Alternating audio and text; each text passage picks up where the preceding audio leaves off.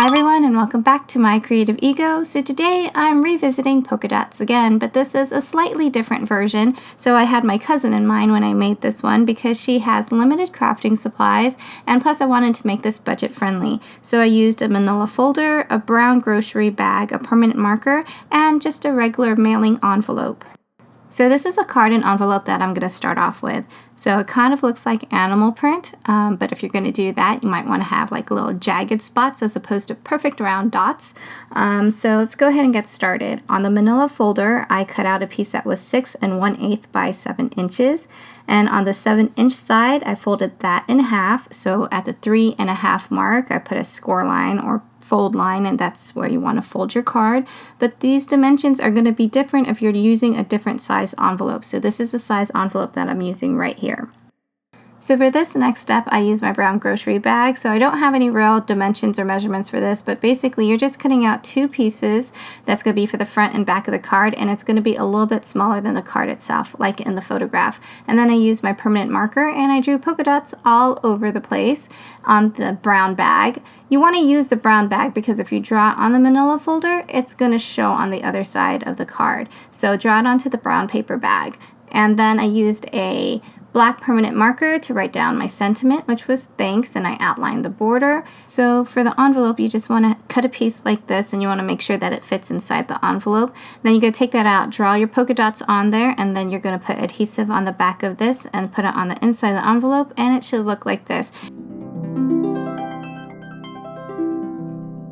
So if you have extra supplies, of course you can embellish. So I use stickers to write out thank you, and then I use gold glitter glue for the border, and I use some foam tape. And then I found this extra bag laying in my room, and so I decided to decorate that. I once again drew on the polka dots with a permanent marker, and then I also made a gift tag. So I just used a leftover piece of cardboard and I cut that out, put black polka dots on there and a gold glitter heart. I actually quite liked how this turned out. I didn't try to clean up the edges or anything like that because I think it added texture to it, so it's really nice.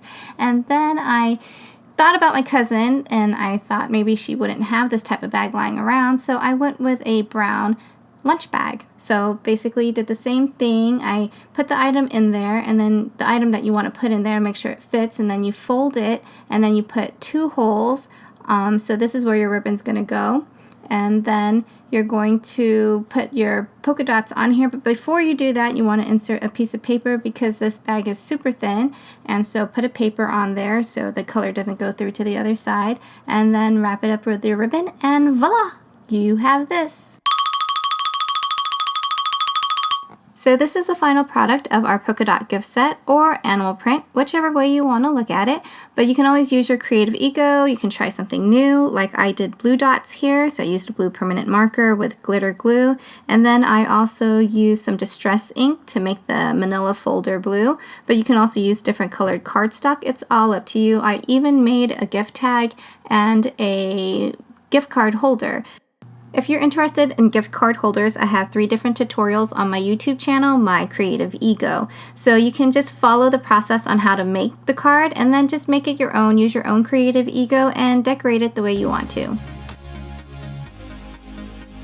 So here's another look of all the projects that I worked on for this particular polka dot segment.